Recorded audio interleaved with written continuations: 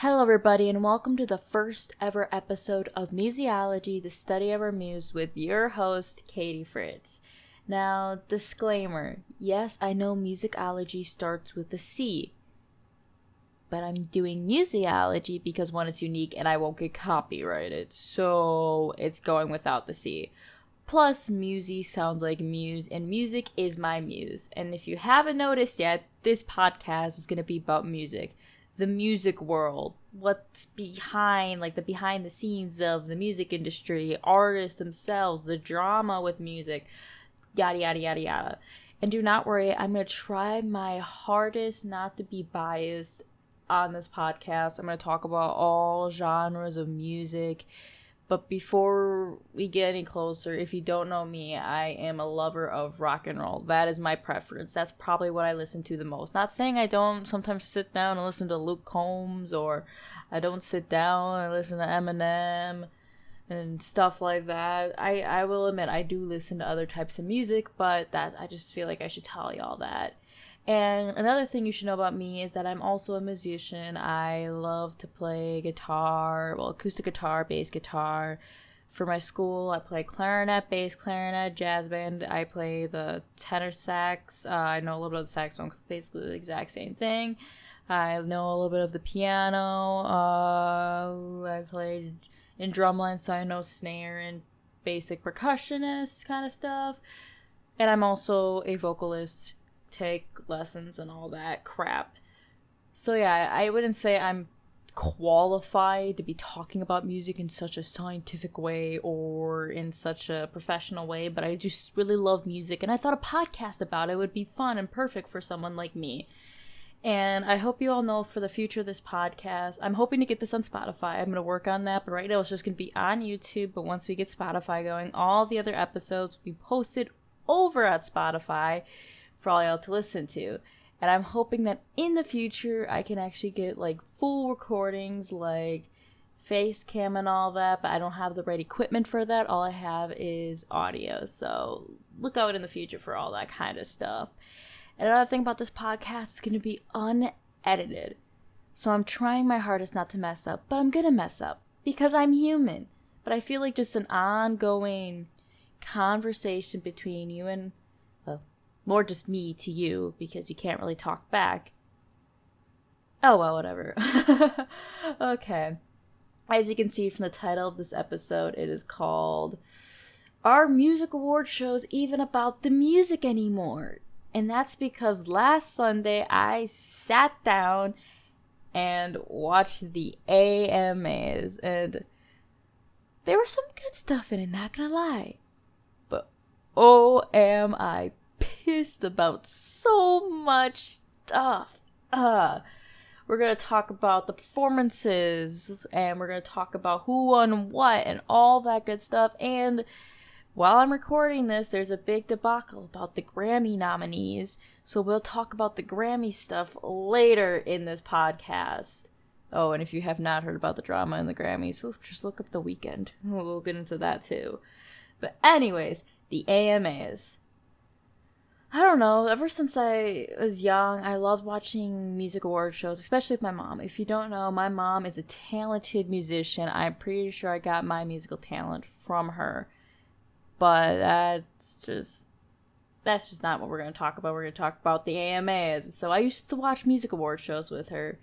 But lately I watch them by myself, and I just feel like things have changed. Not just because I'm not watching them with my mom. It's what they're trying to target the audience with. So, when you're watching the performances, there were some good performances, not gonna lie, but there were some where I'm like, is this even celebration of music that's going on here? Like, are we even caring about the music? And we'll get to that. So, the first performance of the night is opened with Justin Bieber and Shawn Mendes. And I'll admit, I'm not a really big fan of JB. I never was a JB girl. We literally just played Baby around the house to annoy my older brother.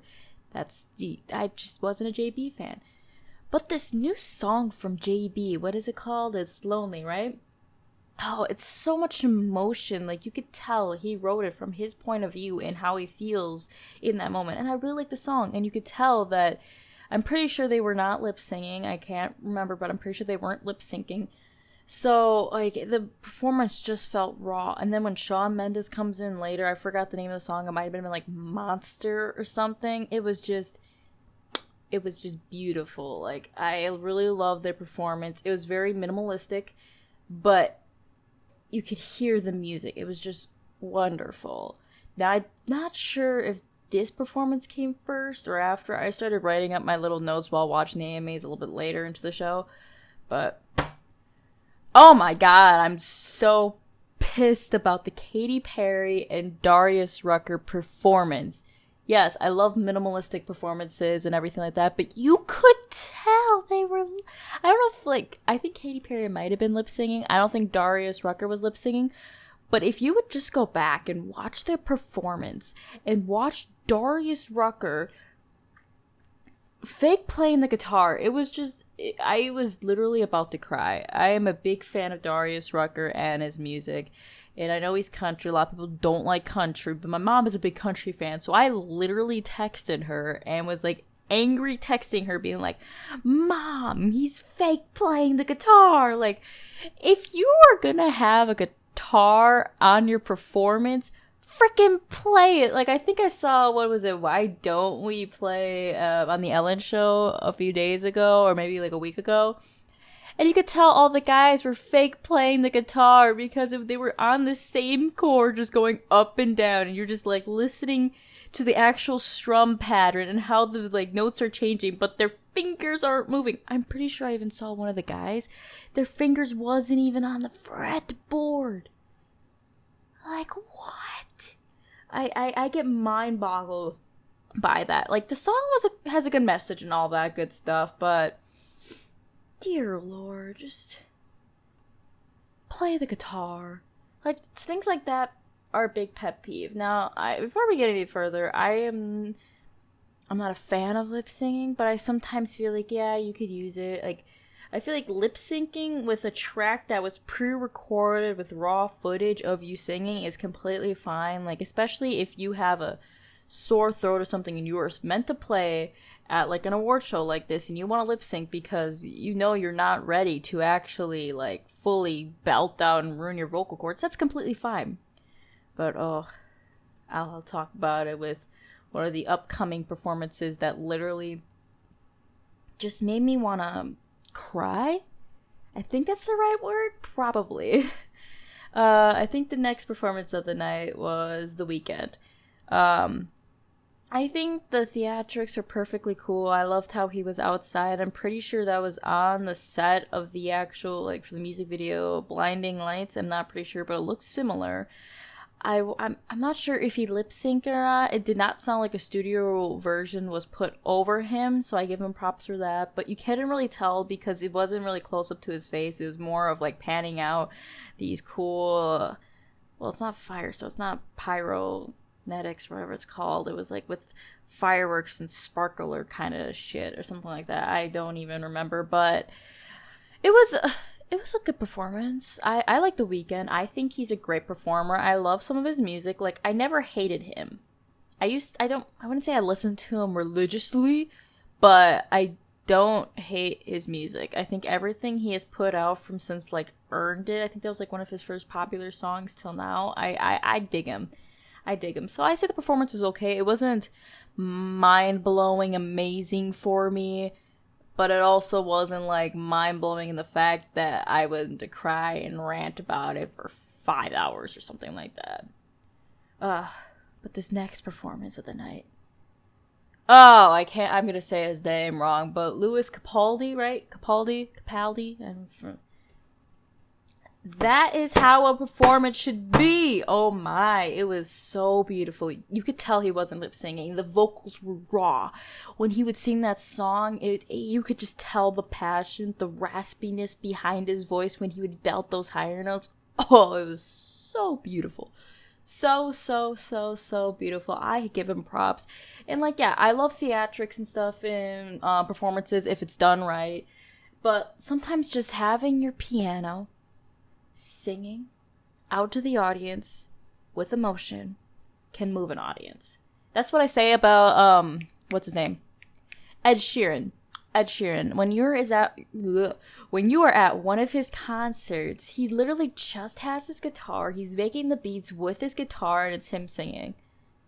Sometimes that's better than getting a full-out Metallica performance with the pyrotechnics and like all this other flames and crazy shit going on in the background. Like, sometimes just a very minimalistic performance is what you need to just have a great performance. And then the next performance, this is what I'm mad about. Now, I'm not hating the artist. Like, a lot of these people, I'm not hating them towardsly.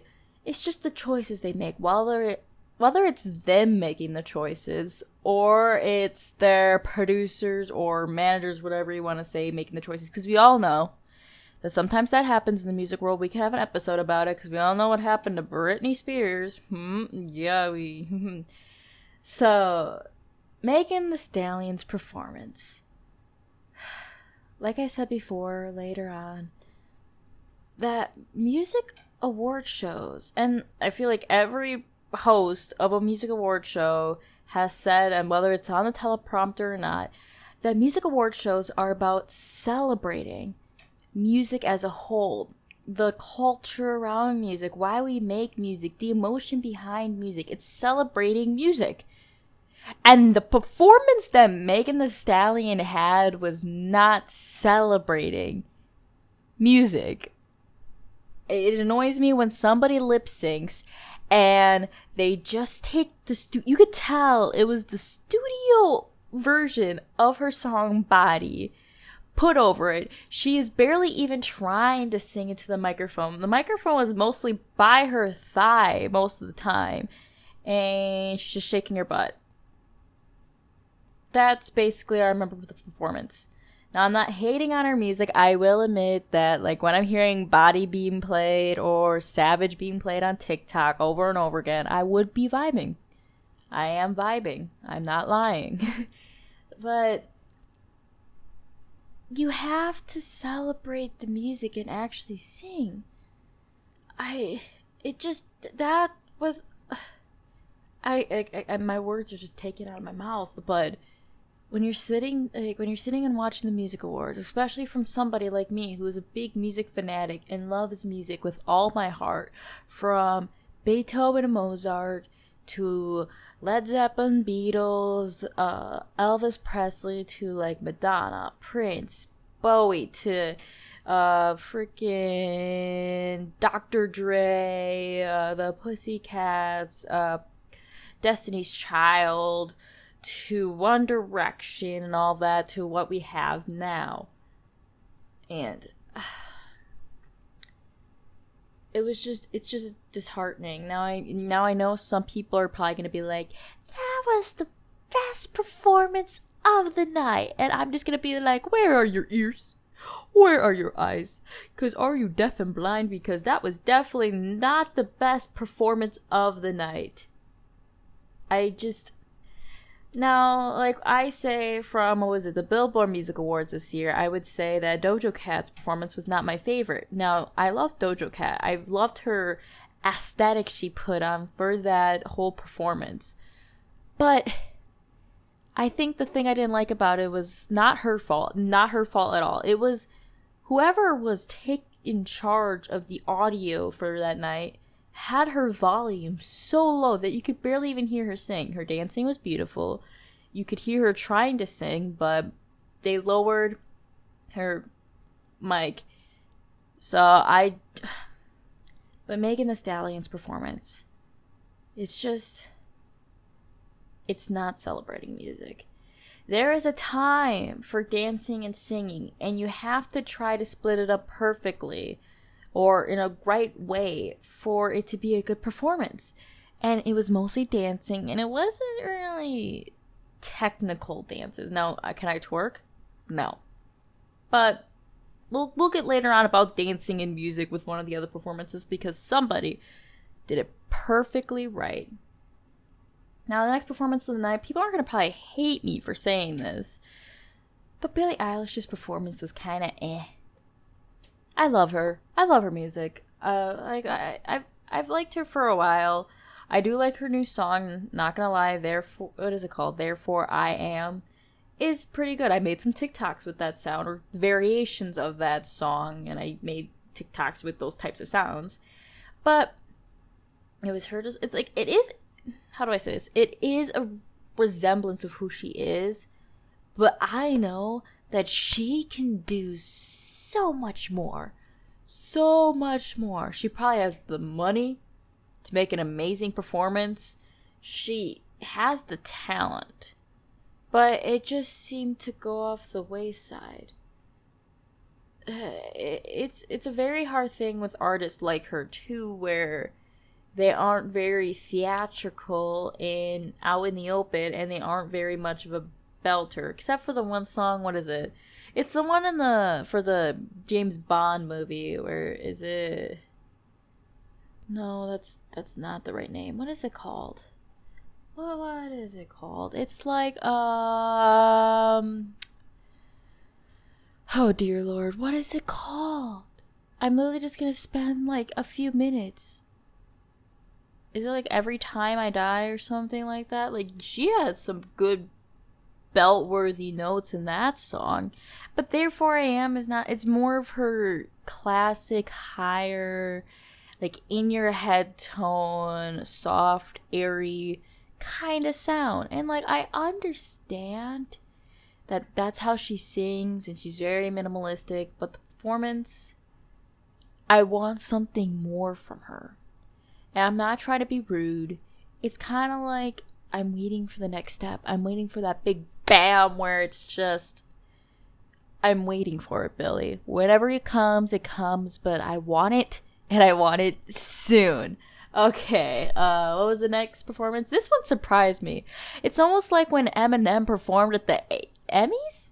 Oscars? I forgot which one it was, because didn't he win like Emmy or an Oscar in the Mile 8 movie that he was in? But this was kind of the same scenario, which Nelly? I almost forgot he existed. Oh, for all my younger viewers out there who may not remember the 2000s music, and let me just say, I'm not trying to be rude. I am young too. I'm only 17 years old. But for the younger ones, because I know there's people who are younger than me who are indulging in stuff like this, Nelly was very popular in the 2000s and 2010s, like early 2010s. And if you heard the song Ride With Me, that's his song. And he just comes out of nowhere. Like, I don't even know if he, like, released anything this past year, but he was just there singing. And I'm like, I am totally for this because, one, I got nostalgia. And two, I forgot who he was performing with. I forgot to put this in my little outline / notes. But it just seemed like two dudes chilling, and you could see the actual instrumentalist in the back. You could hear, like, it was freestyle, free-flowing, two dudes chilling in a hot tub. No, they're not chilling in a hot tub, but it was two dudes just rapping with each other. And then, like I said, when Ride With Me came on, I think it was the last song they performed for their time period on the performance, I was literally just jamming out in my chair, just like, this is what I like. It's like they're very well technical in their rap aspect, but it's not like you're getting a full-on dramatic performance where it's soulful and stuff like that. It's a different style of music than Lewis Capaldi and stuff like that. So it was a great performance. Nostalgia hit me. You could hear that they were actually rapping, they were freestyling, and there was just two dudes having fun. And that's another style. It's another good resemblance, an example of celebrating music in not an emotional way, but they're still celebrating music. So they did it right. Some people need to take notes off of that if they want to have a fun performance, but still be celebrating music in the right aspects. The next performance. Now, Megan Thee Stallion or her managers take notes because J-Lo and Malama? He's an Italian. Not Italian. Katie. Did you just say Italian? I just said Italian, didn't I? A Latin artist. And this was a good example of putting just the right amount of dance into a musical performance. Yes, J-Lo is known for sexy. She brought the sexy. It was beautiful. And she sang. I don't know if it was lip sync. If it was lip sync, at least it seemed like to be like a raw singing of her put over, not a studio version. And she sang. She duetted with the Maluum. And then she danced at the end. She is an actual dancer. She's known for that with her musical career and who she is. She's a dancer. But it was the perfect amount of dancing for a musical performance at a music award show where you're celebrating the music. I don't know if there's any dance award shows, but if there was, dance at that. That's a dance award show where you're celebrating dance, which there should be because there's so many amazing dancers out there that should be getting gratification. I don't know. It's really early in the morning and I've been up since 2 a.m. Don't worry, I got coffee. I'm going to take a little bit of a coffee break, so y'all just chill. Also, I'm really sorry for getting really bad ASMR sounds, but I'm still trying to get used to this microphone and getting the right amount of sound quality. Now that I got my little coffee break, let's get on to the next performance, which it wasn't... I really just don't know how to feel about Dua Lipa. I just don't. I vibe with her music. I think it's good. But a lot of performances I see from her, it's lackluster. Her performance for the AMAs just seemed to be her. And she was definitely lip syncing. And there's really nothing else to say. It wasn't like I was deeply impressed with her performance. So I really don't know what else to say. I think this song was good. Anyways, this is another one like Nelly where I was like, what the hell? Why are you here? It was just like, it's probably because a lot of people don't want, like a lot of celebrities probably didn't want to go to the AMAs and risk anything. So they probably had a trouble time trying to get performers in for this year. So they got Belle DeVoe. I'm so sorry. I'm going to call it BBD. So I don't mess up names. I'm really bad with names. Also, I'm sorry I'm sniffling. I haven't had an allergy pill in like 3 days, so my nose is stuffed. But anyways, their performance was so nostalgic. Cause I'm like, why the hell are you here? You guys are from like the late 90s, early 2000s. You guys were like, you were one of like those first boy band kind of dealios, like Backstreet Boys, NSYNC, New Kid on the Block. No, that's a John Mulaney special. That is a John Mulaney special. But what's the name of the Kids on the Block? I think it's just Kids on the Block. New Kid on the Block or New Kid on the Town is a John Mulaney special. But yeah, so I was like, what are you guys doing here? This is 2020, not 2000, man. But very nostalgic and that's how hip hop used to be. They were still singing. It wasn't full on rap. They had some funky beats in there. It was a great performance. And then hearing Poison, it hit me. I wasn't even born probably when that song came out, but it was nostalgic. I feel like if anybody listened to that song in their childhood, which they probably have, it would be nostalgic. Plus, I have 2 older brothers, one from 1996 and one born in 1999. So it kind of just carries on. So it's nostalgic for me, even though I wasn't born yet. And this is going to be a very big veer off from what we're talking about with just performances-wise in the music, but when it comes to award shows, whether it be for movies, TV, music, Broadway, whatever it may be, people love to bring politics and social issues. Now, I feel like with social issues... I got a lisp now, filthy issues. So with social issues, it's perfectly fine to bring them up, but don't overly bring it up just sprinkle it in with a little bit of nice spice, just right there. Bring it in if you need to. I understand it's great to bring up topics that no one talks about. Politics, kind of the same, but like, we're here for the music or the movies or the TV or whatever it may be that we're watching. We don't feel like hearing about the two angry little baby boys yelling at each other or whatever. We don't really care. But at the end of BBD's performance, they put their fist up. And it was just the perfect little sprinkle of Black Lives Matter, where it wasn't overbearing, but they're trying to get the message out. And I think that was beautiful what they did. And if you don't know that BBD, it's 3 dudes, 3 black dudes. So I can understand why they did that, and it was perfect. It was beautiful. Take notes, other people. I'm here to hear you say thank you to your producers, your family, and all that, and not start going on a tangent about something that's political.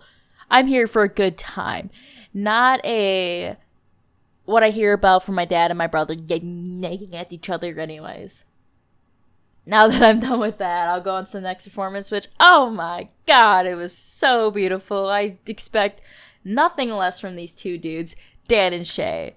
Now, like I said, a lot of people do not like country music for some reason. It's probably because you're not from the country side or like from the South or the Midwest, where it's predominantly probably listened to in those areas. And I'm from the Midwest, so I hear country a lot. It's like as big as pop music in my area. And Dan and Shay, like, yeah, I'm not a big fan of the pop country, but they're still just amazing singers. Like, I like Dan and Shay and Old Dominion and stuff like that. Thomas Rhett I used to like, but he's getting way too poppy for my kind of feel when it comes to country. Kane Brown's new music just really confuses me with the beats. I when I listen to his music, I'm just like, am I listening to, like, if somebody put GarageBand on their phone in a dryer, like a clothes dryer, and it's just going around in circles, and it's just random noises are coming out of the phone. That's how I feel Kane Brown's beats and instrumentals. I'm literally doing quotation marks with my fingers. Instrumentals sounds like. But anyways, back to Danny Shay. It was such a beautiful performance. It reminded me of Louis Capaldi's performance, where it was just, I don't know which one's which, but one of them was singing, one of them was on the piano. They were both singing, actually. And you could just see in the background. I think it was just silhouettes, like, on the screen, but there was, like, violinist, and I think it was violinist, like,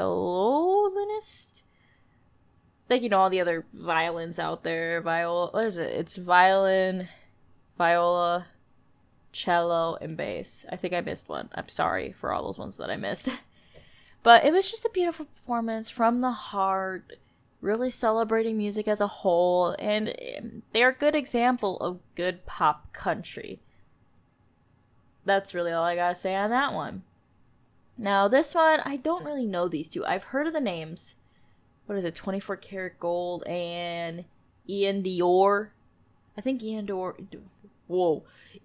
did how is it? He was featured in a Machine Gun Kelly song. I don't remember. Oops.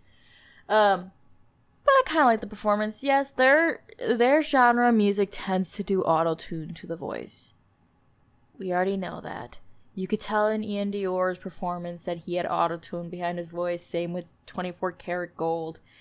And I don't say I hate it. It was just kind of like, it was like Nelly's performance, but in today's generation. It was 2 dudes chilling, just singing their hit song.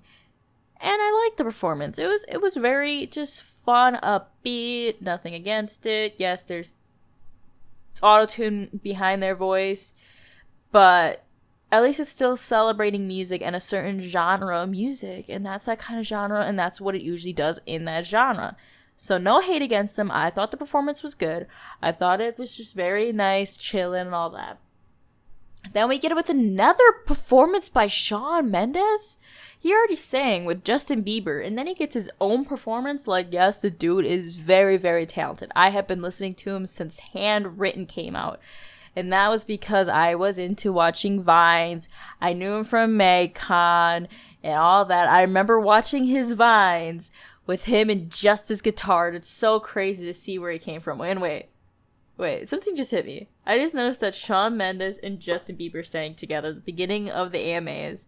And these two dudes are had the same exact upbringing, where Justin Bieber was brought into the music industry by making videos with him and his acoustic guitar singing on YouTube.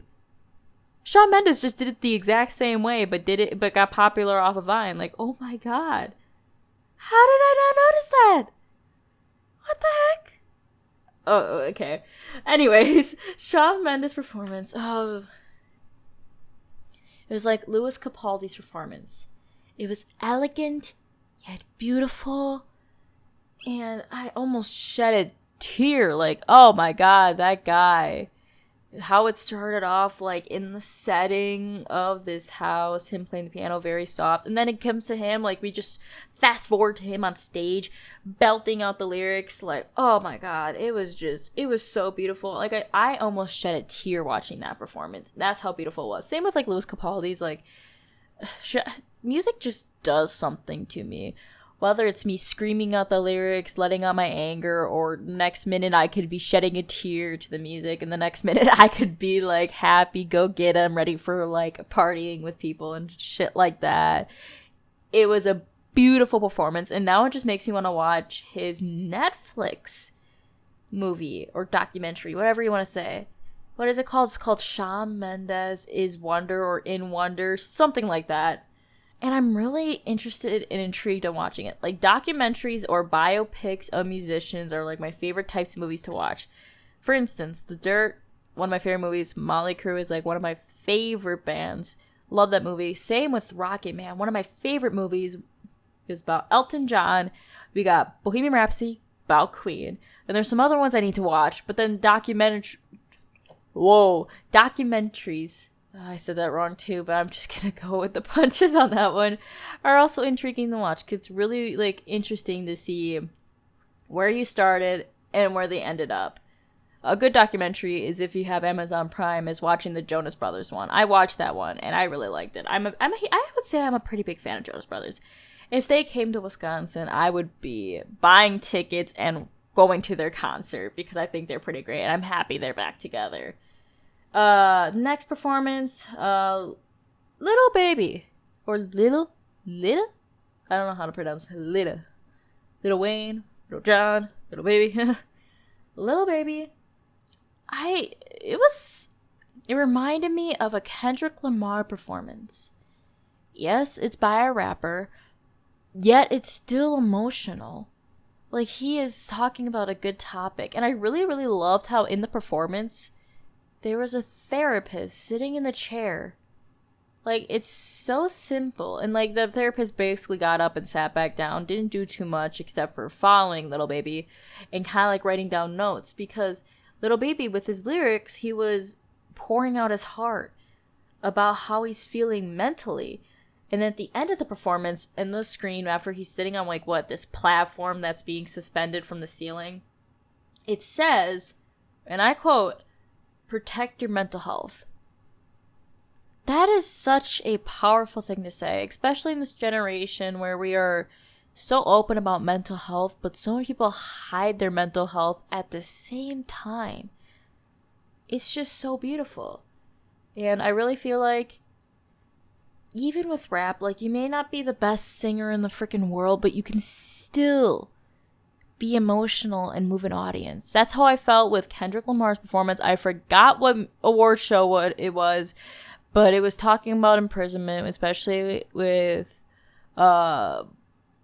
people of color, especially black people. And it was just, that was a beautiful performance. And another one that's, again, talk about mental health and mental issues, was Logic's performance. I forgot what music award show that one was in too, but that one was hitting with suicide, and even had the suicide, like, well, that's the name of the song, is the suicide hotline number for people who need it. And, like, yes, you may not be able to belt like Barbra Streisand and all those great vocalists, but being a musician and an artist does not mean you always have to be the best in what you do.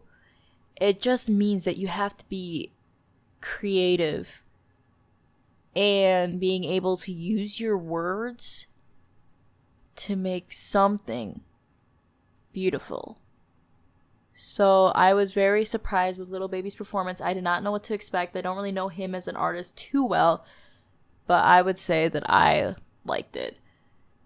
Okay, the next one was another kind of like a Dua Lipa performance first. Was BB Rexa and Doja Cat. It was like nothing too special. I also feel like the performance time was very, very, very short. So I don't know what else to really say about it. It was just... But I will say, coming from a bass guitar player, that bass line though, it do be kicking. I did like that bass line of that song. I forgot the name of the song already, but like, whatever it was. I give you props on that, you two. Next performance. It's my two. Oh, I love these two so much. I'm gonna be biased in what I'm saying because I love these two with all my heart. Machine Gun Kelly and Travis Barker's performance was so good. And then we got to figure out what the name of the musical is going to be that they made. Okay, if you're not a fan of Machine Gun Kelly, he just released, what was it? Oh, a little while ago, he released an album called Tickets to My Downfall. And if you don't know, Machine Gun Kelly is predominantly a rapper. That's what most of his mixtapes and past albums were. But this album is pop punk, straight out of like 2000, like 10s era, like all time low kind of feel to it, mixed with, well, Blink-182 because you got Travis Barker who produced the album. But then you got, it was beautiful. Love the album. And after the album was released, or during the album creation, he's been kind of working on the secret project, which actually turns out to be a musical movie with Tickets to My Downfall being the soundtrack for the musical. I think you got Little Huddy, which I don't know how to feel about him, but we'll see how his acting skills are going to be in this musical movie. We got Sydney Sweeney, if I pronounced her name right. She is in Euphoria, Everything Sucks, which was a canceled TV show on Netflix. You should still watch the first season. It's pretty good. Kind of reminds me of Freaks and Geeks kind of feel. Yeah, I don't remember who else is in it. Machine Gun Kelly's probably going to be in it because it is his freaking musical, guys. Like, come on. But it was just, But the performance, we got to figure out the name of the musical movie, which is Downfalls High, right? Downfalls High. I just had a brain fart on that one. And that was on the Lockers, which he came out of. And then the performance, like I said. You don't have to be the greatest singer to making a great performance. And that's how is Machine Gun Kelly. I love him to death. But he ain't your most technically gifted vocalist. But it's perfect for pop punk, any type of punk genre. Just having a raspy voice and being able to just kind of like punch the lyrics in the face kind of feel, like very blunt. And he has the perfect vocals for that. And then Travis Barker, we cannot forget about him. He is probably one of the most talented, underrated drummers out there. I think I don't know who he performed with. It was way back 6 years ago. I don't know. It was a very long time ago. Well, that's how it feels like for me. I remember he performed at a music award show. Was not with Blink-182, and I think he was performing with just some other vocalist type artist, musician, and he had a solo. And just listening to him playing the drums is mind-boggling. Like, for some people who don't really care about music or really listen to it are probably wondering, like, so it just sounds like mumble jumble. He's just hitting the drums really fast. You try playing the drums like that. I can only do one drum beat, and it's a classic rock drum beat. That's all I can do in a drum set. What he does is just pure magic. Like, it is crazy, insane how he does it. And, like, what songs did he perform? I know he sang, my ex best friend, something like that.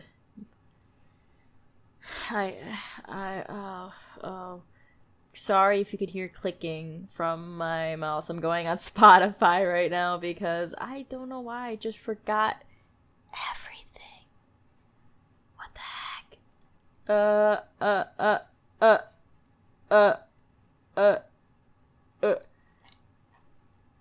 Oh, where's Machine Gun Kelly? Here we go. Here's Machine Gun Kelly. Let's go to his album. Okay, my ex best friend. That was the one with Black Bear. He sang that song, but I forgot what other song he sang that day. What did he sing? I don't know, but like I said, I literally in my outline for that I wrote up while watching it, it literally just says "amazing as always" with the heart eyes emoji. I literally posted on my private story a video, like a private story on my Snapchat. I posted the video of Machine Gun Kelly coming out of the locker, and I said, "It's my hubby." Dear Lord, I need help. I could just talk about Machine Gun Kelly and Travis Barker all day long, but I should probably go into the last performance of the night that ended off the show was BTS. I myself am not a fan of BTS, and there's reasonings behind it. There's something with K-pop that doesn't stick well with me, but it's very, very interesting, and I admire fandoms of K-pop because they're crazily insane. But for me, the performance was very mediocre. Not gonna lie, it is mediocre, and I just thought it was also kind of a boring ending to the award show. Okay, that was the end of me talking about all the performances. Let's go to who won what. So for the Artist of the Year, Taylor Swift won. Like, what the heck? Okay. I didn't even listen to any of Folklore. It felt like it came out of nowhere. So how the heck did she win Artist of the Year? I rather would have wanted Post Malone, Roddy Ricch, or The Weeknd. They should have won. The other person that was in this category was Justin Bieber. But I feel like those three should have won. I feel like Post Malone has somehow gotten out of this groove of some different genre, and he's making this other style of music, and I love it. Roddy Ricch came out definitely popular during this year with The Box. We all heard it. My brother would show me and be like, "This is the best song in the world." And I'm like, nah. You do you. Opinions, I guess, are opinions. And The Weeknd, like After Hours, that's an amazing album. It's so much different than anything else he's made, and it's pushed in the R&B genre, and I really liked it. So I'm surprised Taylor Swift out of anybody won that. Next one is New Artist of the Year, Doja Cat. I like her. If I had to pick anybody to win, I would have wanted Lewis Capaldi. I love him so much. He seems to be such a different type of artist in this mainstream world, but still surviving in the mainstream world. So I wish he would have won, but Doja Cat, I'm not mad. I'm not mad. I'll admit, she definitely is winning right now in the music world. Next one, Collaboration of the Year, goes to Dan and Shay with Justin Bieber with 10,000 Hours. And I'll admit, I jammed to that song. I love that song, so I'm happy it won. I have nothing else really to say. It is probably my favorite one out of this whole category. If you want to see the rest of the categories, I probably won't be listing off all the names. You could look it up. You just literally look up AMA winners, AMA 2020 nominees or whatever. You'll get a full list. It's everywhere. So I'm just going to talk about the winners and maybe some of the nominees for the other ones. Okay, favorite social artist. I know this one was fan-based voting. So I'm not surprised that BTS won, because like I said, K-pop fandoms are freaking insane. So I'm not surprised. Like, literally 3 of the nominees are K-pop bands or boy bands, whatever. I don't know what else to say. So not surprised they won. Favorite music video. Like I said, Taylor Swift with Cardigan. I never even heard of that. Like, maybe after this podcast, I should sit down and actually watch the music video, maybe just to see my own taste, but I probably won't. Sorry, T Swift, is that what the fans call her?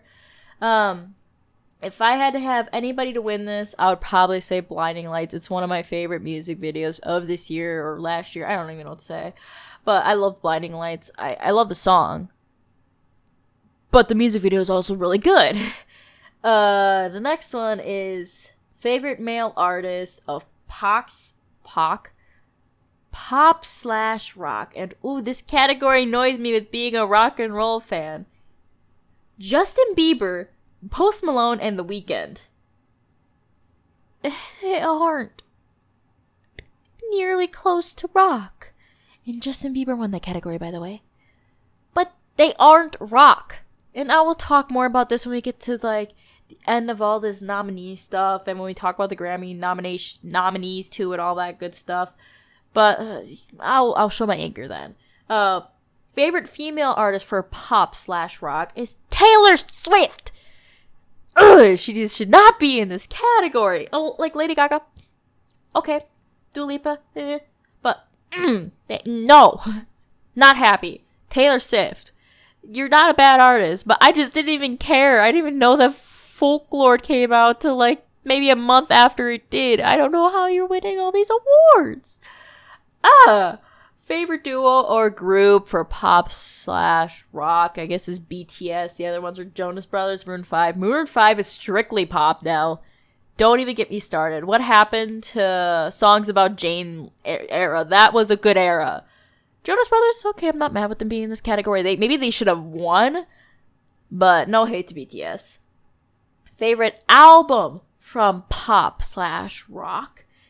Harry Styles' Fine Line, completely fine with that. That album is completely beauty. It is beauty. It is grace. It is Harry Styles. Fine Line, what amazing album. Really love it. Happy it won. Thank God Taylor Swift did not win that one. Ugh. I'm sorry for your ears on that one. Favorite song from the pop / rock? Dua Lipa, Don't Start Now. Not really happy. If anything... Well, these aren't really rock songs, but, like, why can't Louis Capaldi win? He's so good, but he's not winning any awards. What the heck? Favorite male artist for country, Kane Brown, definitely not. How did Luke Combs not win? Luke Combs is literally the kind of guy who looks like he would not be a singer, but damn, when he sings, it is like freaking heaven coming out of his mouth. Oh, what the heck? He should... not happy. Not happy. Favorite female artist for country? Maren Morris. Well, it's not... I don't really like Maren Morris. But I guess compared to the other nominees, I don't know who Gabby Barrett is. Miranda Lambert is Maren Morris is so I really have nothing else to say on this category. Favorite duo or group for country? Dan and Shay won. And I'm not mad. I will admit, I do like Old Dominion, probably because I'm a little bit biased to the fact that I actually got to see them live in concert. Thank you, FFA. And I was happy I was able to go to the National FFA convention last year. Now we couldn't do it this year because COVID. But yeah. Favorite album for country? Okay, this one's okay. I like Blake Shelton. Blake Shelton won with Fully Loaded, God's Country. That's okay. Luke Combs. I'm a simp for Luke Combs music, and I just want him to win. I want him to be happy. Win. I guess sometimes things don't happen, and that's okay. Favorite song for country? Dan and Shay and Justin Bieber with 10,000 Hours. Probably one of the best out of this. I also like Blake Shelton's and with Gwen Stefani's Nobody But You. That's another good song, but Maren Morris, I no hate against these artists. I understand they do hard work while making their music, but I have my preference. So, can't say anything about that. Favorite male artist for rap / hip hop? Juice WRLD won. And I know, R.I.P. Juice WRLD. I can't really say much more. I haven't really listened to rap or hip-hop music, but I know a lot of people like Juice WRLD, so I'm proud he won that category. Favorite female artist for rap / hip-hop? Nicki Minaj, she's a queen. That girl can rap. No joke on that. and it's probably the good choice out of the other two. Favorite album for hip-hop / Can we just take a step back, Katie? Okay, thank you. Favorite... What the heck is going... I think I've been talking too long. I'm not used... I do talk a lot, but not for this long by myself. So, favorite album for rap / hip-hop. Roddy Ricch for Please Excuse Me for Being Antisocial. I never heard of that being his album name, but I really like that title. That is me in a hole. And he won. I can't say anything else about the other categories because I don't know rap or hip-hop. I probably should if I'm going to have a podcast about music, and rap / hip-hop is very big. I might just need to get one of my friends who listen to this type of music on my podcast. We'll see what happens. The next one for favorite song for rap / hip-hop is... Can you guess? Cardi B featuring Megan Thee Stallion with WAP. I just remember... I remember when tennis practice and my tennis coach came up to us and she's like, I can't believe y'all listen to music like WAP. And we're like, I'm just like, oh god, she listened to the song WAP? And she's like, I showed my dad that song. And he's like, what? It's an interesting song. Will I admit that I bopped to it? Yes, I will admit that.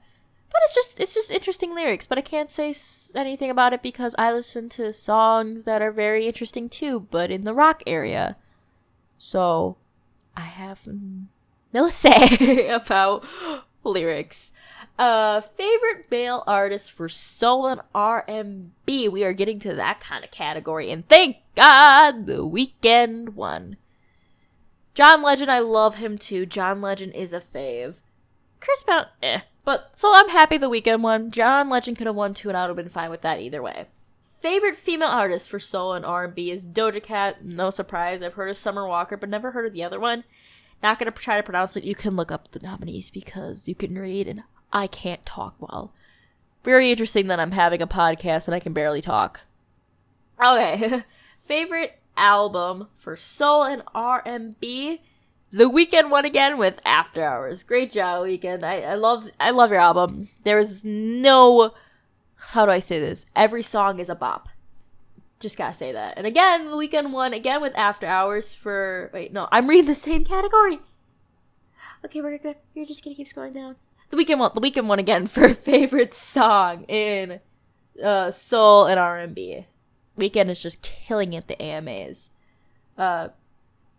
Favorite male artist for Latin. Now, I'll say this. I was gonna say this at the end, but I'll just say this now because we're talking about Latin music.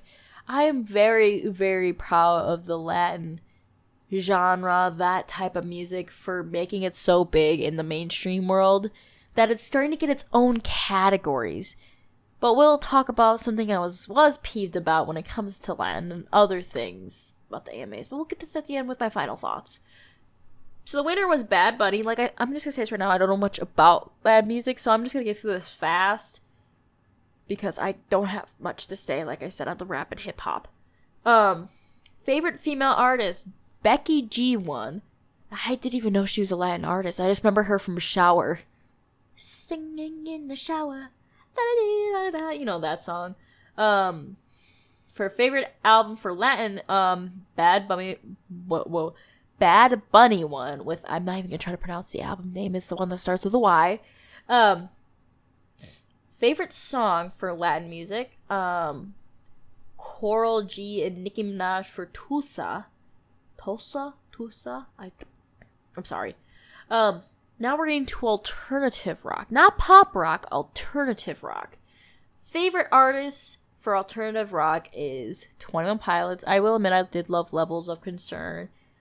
But I just wish, me being a rock lover, that there would be more representation in the rock area. Why is it only Billie Eilish, Tame Impala, and 21 Pilots? We all know that 21 Pilots is a big fan base when it comes to the... What is it even called? The top fandom? Top fan. Tame Impala is like your starter off to getting into indie music. if you heard any girl, like an e-girl or like a alt girl say, like a newer one, being like, what's your favorite song? They're probably gonna say like, The Less I Knew You, The Better by Tame Impala. He's kind of like your starter. Like, your starter pack is Tame Impala. And then Billie Eilish, she's amazing, but more representation, please. Favorite artist for adult contemporary? Jonas Brothers, which I don't know what really adult contemporary means, but good job, Jonas Brothers. I do like you. Contemporary inspirational for favorite artist? I don't know who this is. Lauren Diego. Okay, good for you. I don't really know what that category really means. And then favorite electronic dance music, like the artist, but it's also just EDM. If you probably heard it as EDM. Lady Gaga one. I didn't know she was counted as an EDM artist, but I guess with her new album it's kind of like that. But like, I did not know that. It's kind of like with the Billboard when Kanye West won Best Gospel Artist. Like, I know he started making music about Jesus and all that, but like, I would have never expected him to win Gospel Artist. What the heck? And then lastly, favorite soundtrack. Birds of Prey, the album, was the winner, and I like that. I liked the album. I thought it was good. So, we talked about the performances. We talked about the winners. My final thoughts on the AMAs. As you can see, there's a lot of things that ticked me off and a lot of things I liked. I'm happy. I've talked about it, but I'm happy with the growth of Latin music in our mainstream view in the music world. But this is also going to tie in with just Latin music and a lot of other genres, is the ignorance to them. If the category wasn't like new artist or hip hop and rap or something like that, they were getting through the nominees like this. Like those categories, like new artists, they would play their song in the background while showing pictures of them. And they would give them a long time to introduce them. But then we get the country, Latin, pop rock, whatever it may be, and they just went through it like this. Put a random like copyright free song you find on the YouTube audio channel and got through the artist like that. Like, what? If you were gonna consistency, I'm only gonna say that, just consistency. If you are gonna have that much respect for these other categories, do it for all the categories, because you're just looking like you don't give a crap. And I also know that in this generation, this time period for music, everything is mixing. People are starting to get influences from all different genres of music. But why is everything like pop / rock, soul / R&B, rap / hip hop? If we really want to celebrate music, split up those categories. For God's sakes, split them up and put more artists into them. Because when we talk about the Grammy nominees, which just came out a few days ago, you understand what I'm saying, because I'll talk about that a bit later. Okay? And lastly that I want to talk about with the AMAs is that we finally, at some event like this, we had somewhat of a small live audience, which is so cool to see.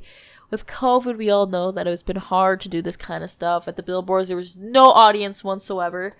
But with the AMAs, they somehow got it. They got a few families that sat away from all the other ones, up in the top deck area, not near where artists were performing, down on the floor. So it was just so cool to finally see some type of audience. Just like how we start seeing some audiences at football games and stuff like that. It's just so nice to see that we're finally starting to make hopefully a positive step forward throughout this pandemic that has been going on in 2020. Okay. As we're done with talking about the AMAs. Oh dear Lord, the drama with the Grammys. Oh God. I did not know what was going on. I saw one of my friends from my high school post on her Instagram story a repost of The Weeknd's post saying like boycott. It wasn't like boycott. Maybe it was boycott the Grammys, but it was like him being pissed, but in a very respectful way. And it's supposed to be because he did not get any nominations for his album After Hours. And as you can see with the AMAs, he clearly won a lot. That album is pure gold, pure magic, and he didn't win a single nomination. So I took apart last night, going and looking at the Grammy nominees, and I'm like, what the hell is going on here? What the hell? The first thing I look at is the rock categories, because you know me, I like my rock. And it's like the same people are being put down for metal, then rock, and then alternative. Like those are three completely different genres of music. Why are the same people in the same freaking genre? And I didn't even know the names. Who's Fiona Apple? Who's Phoebe Bridger, or whatever her name was? Who are these people? Why are they... That annoys me. That annoys me. Like, what? And as I like look into this a bit more, I just keep thinking, like, yes, the people who are going to be nominated for these categories are going to be mainstream people or people that get a lot of views. But I feel like with this generation and how diverse we are, and with technology helping this out, there are different types of mainstream. There's one where it's just like a normal person who doesn't care about music, maybe just listens to it in the car from here and there, hears it because of TikToks. There's that kind of mainstream. And then there's people who actually like certain genres and are full-on music lovers. Because we all know there are a lot of fans when it comes to bands like Bring Me the Horizon, Hailstorm, freaking Slipknot. Those are bands that should be getting nominations in the Grammys. Because if you like it or not, they are big in the rock, well, the umbrella term for rock. They are under that, and a lot of people like it. There's actually, I saw a video once where it said, like, people, I don't know, certain people in the metal area have more monthly listeners than Mariah Carey, but they aren't getting talked about on, like, E! News or something like that, because they're not that kind of famous, I guess. And if you did that with all these other genres, because I feel like in maybe the hip-hop world, there's more hip-hop artists who aren't necessarily rappers in the rapper sense that we see today, that aren't getting recognized because they don't fit in with this first wall of mainstreamness. So I really wished, especially with the Grammys, this is like the higher ups when it comes to music awards. It's the Grammys. It's at the top. And they only really get mainstream shit on here. Like, where the hell is Palais Royale, the rock area? Like, what the fuck? What the fuck? It really just saddens me because I looked up to the Grammys. I always said that as a musical artist, I would want to win a Grammy. But looking at it now, being 17 years old, I don't know if I really want to win a Grammy because I do not want to stoop to a level where I need to make music to fit into a certain mindset to win a Grammy. No, I'm going to make the shit that I want to make. I'm sorry, but that's just how it's going to be. So now I don't even care about winning a Grammy, and that's just sad.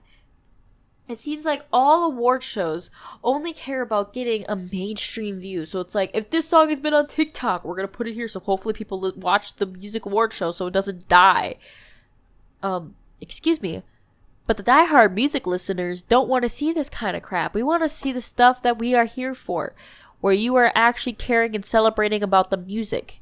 Like, I really wish the APMAs, which is the Alternative Press Music Awards, was still a thing. They probably died out because they weren't getting as much views that you need in this kind of generation. Just like how Warped Tour died. But there's so many fans that wish it would come back.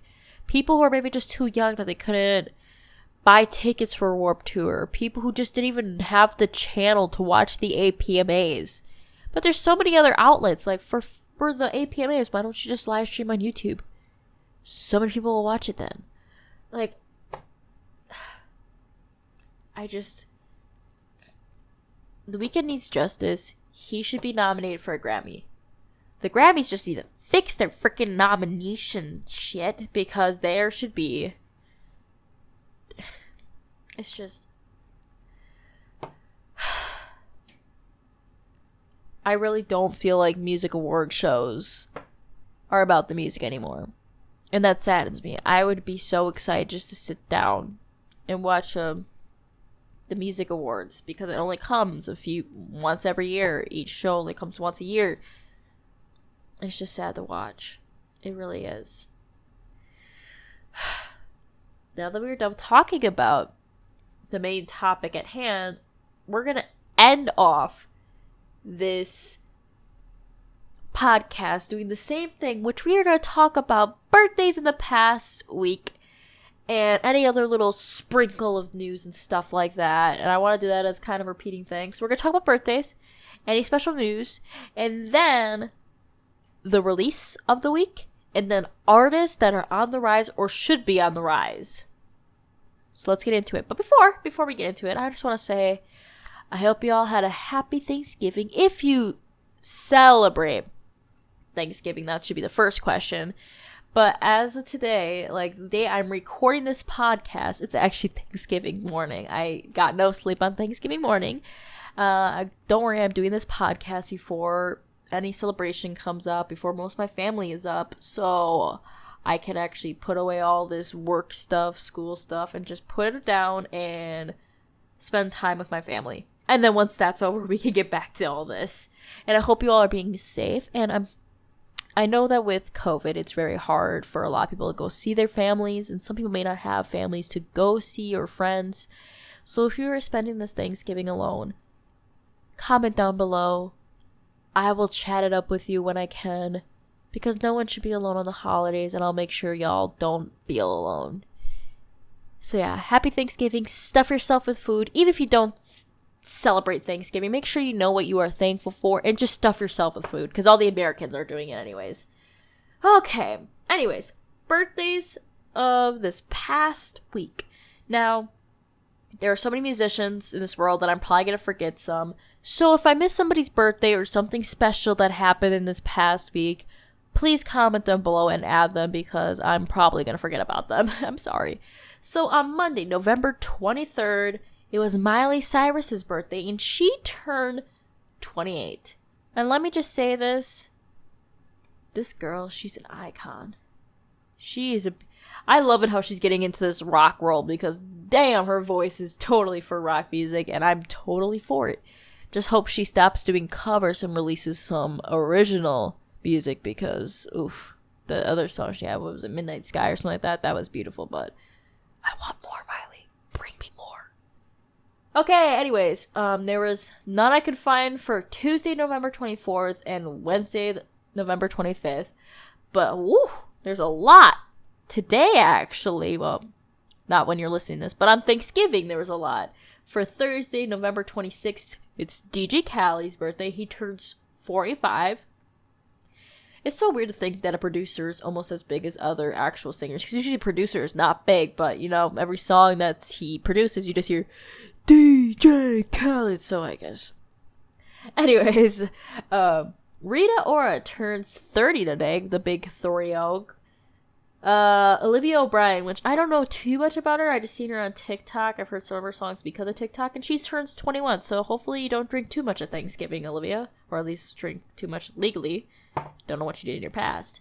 The Queen, Tina Turner, turns 81. Damn.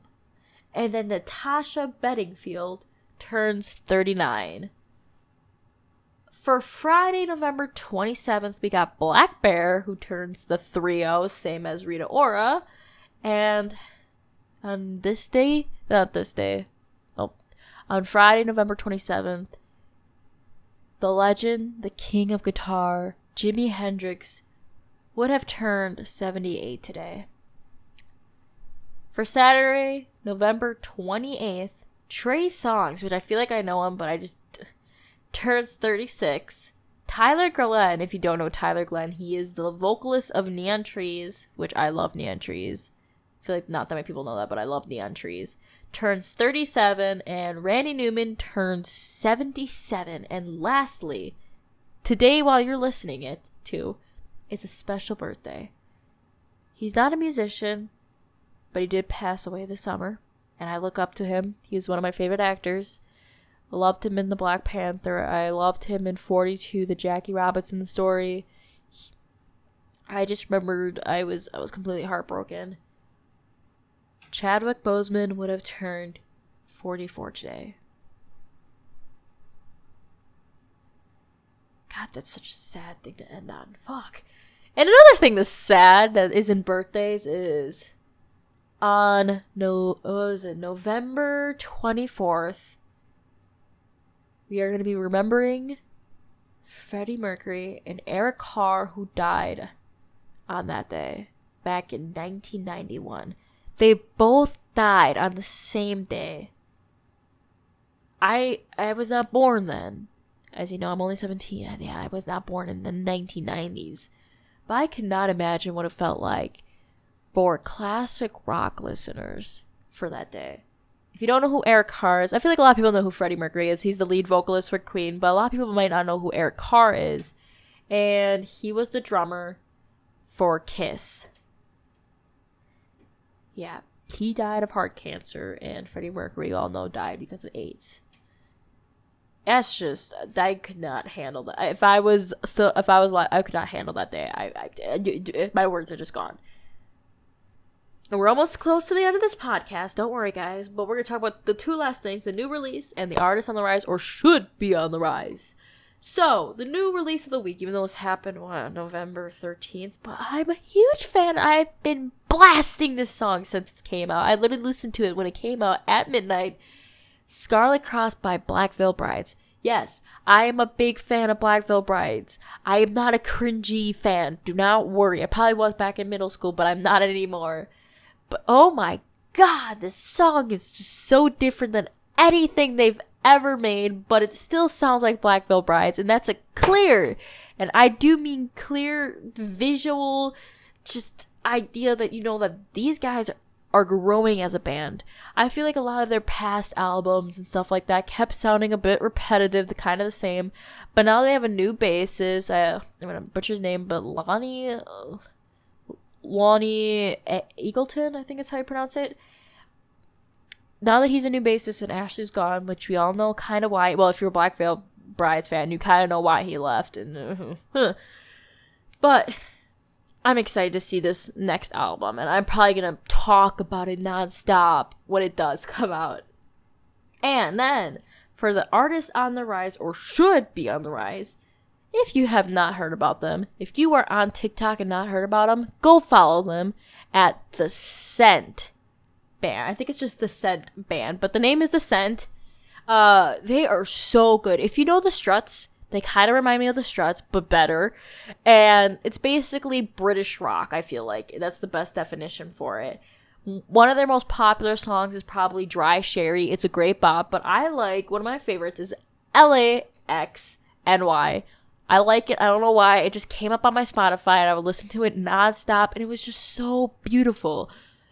And another song I just had to add because, you know me, bass lines. I love bass lines. Don't Ask Me has a great bass line in it. You should go check out this band, especially on TikTok. I see them finally start to grow a little bit, so I'm happy for them. And also, their bassist, or guitarist, I think it's both. I think he does both. I don't know. Looks like Ozzy Osbourne back in the 70s. Like, what the hell? How can you not like a band when they have the reincarnation of Ozzy Osbourne? Like, what the hell? Like, come on.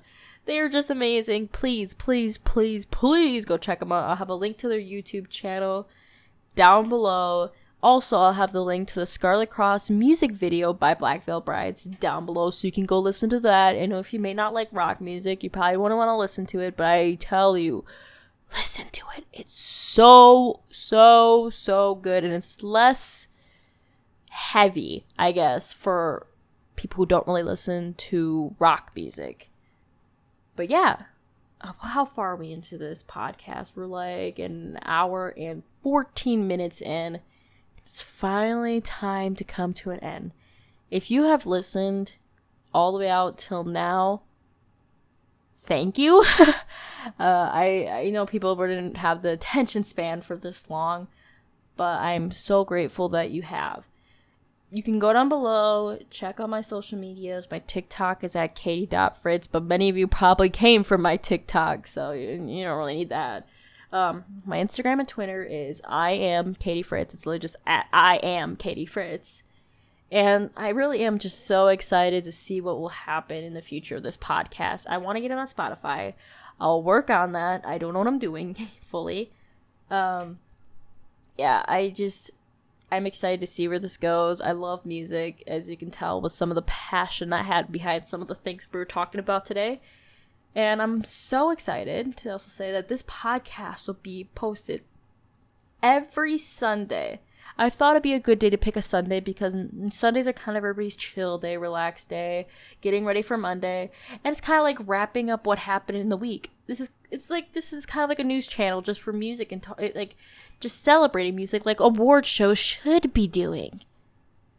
Take note, award shows. Anyways, thank you guys for listening. Please come back next Sunday and just comment down below what you guys thought, what you would like to see in upcoming topics you would like me to talk about, what you just want to see in the future of this podcast. Yes, I'll be trying to get guests, and like I said, I'll be trying to get a face cam and stuff like that, but we are working on it. I only have one good microphone, which hopefully works fine. I don't know. I'm not really talking into it half the time because I'm also trying to read a screen where I have my notes. So yeah, I'm just so happy I actually got through this. Anyways, guys, thank you for listening. Thank you for getting this far in the podcast, and hopefully I'll see y'all next Sunday. Bye-bye.